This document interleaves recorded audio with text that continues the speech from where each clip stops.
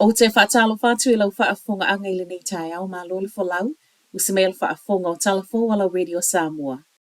I talo tamua, tu u whaatasia talo tai au lo o pisi leo leo ilo o ngā totono le taulanga i au kilani, o no se tasi o ve singa o lo tu la i mai ai. O leo lo o wha upenga ina leo leo, ma ua whaatonu ina fo i tangata, e no nofo i totono o fale. O Key Street Latte Predoma e tu sama reporti. Leo lo o yaile to a te leo leo ma e nisi o ata lo o mawai e yaile leo o wha manu aliai ma o leo wa avele ambulance. Mai se tasi o moli mau wha mo ina talafo i le taulanga o le te ala titi o le tu lai valu na amata wha alongo ina ila au malosi papa ma e le wha atasi na pa. Mai le sui o le Auckland Council wa wala au mai tangata o kilani e tau mamao mai le taulanga ma o le alava foi e whai mea wha alongo i leo. O le whaletele o Commercial Bay, le ana ave e sea mai ei nisi o tangata ma e fōlinga mai, o le fō ngā whale se fulu tolu, po o le se fulu whā, leo lo o tupu ai. A matanga o le masina fōu, leo o ta waile te e luas fulu whai tū la tau si mai. O le fia lava o tau si mai le to ala iti o le au whai ngā luenga. O le mafua anga leo o talo ile te ma o se whaai unga na pālota i aile to a tele o i la tau. O le aso iwo au kusu, mai le tūlai fitu i le tai au a nga i le tūlai fitu i le tai au le aso so ai. Le ua whai mai ai o le asawa vali e se ai mga aluenga, ma e le ngata o tau si mai i whale mai te tele, ai whaapea fo i tau si mai o lo ngā luluai providers, a le mata ngā aluenga i tua. Mai le whaalapot poto ngā tau si mai. E le whai ngō fiele to anga o ngā o le au whai ngā aluenga, ma ua le sao ngā le mu i se whai ngā aluenga. O le wha umi fo i o na iai pia o le nei wha awhita auli o fōlinga mai ai. E le o langona lava i se isi lo latu i tau wala au mai.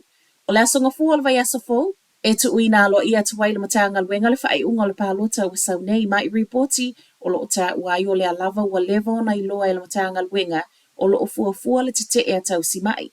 A whai ai tau nuu le te e le nei o le asava vali e se ai le tu sama le tolu se fulu lima afe tau si mai.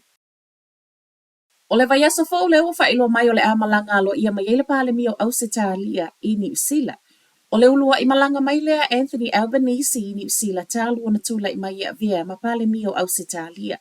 O se wō mawhanawhana e tū sama whaamtalanga le pāle mi o New Zealand Chris Hipkins, ma o leo o mai ai o Albanese o le a fia whaatasi aita ita i lua i Wellington i ta alonga leipo lalangi le FIFA ata mai ta i lea wa a mata i le so.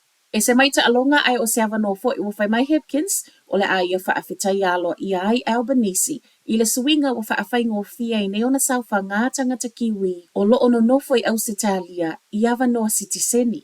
O le aso lulu i le aso tofi o le vai aso fou, o le au o mai ai Albanese i New Zealand nei. Matala whaaiu, o se fia ngai tangata na whaaleanga ina whale o na ololonga i le amatanga o le tausanga, le fesoasoa ni tupe ua whaailo mai e le malo.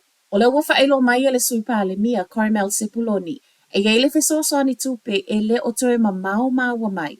E fesoasoa ni tangata wo e se mai o lata ufale na whaaleanga ina i lolonga o na ua le saunga le mu, ma o le ua nofu mautatongi i isi fale.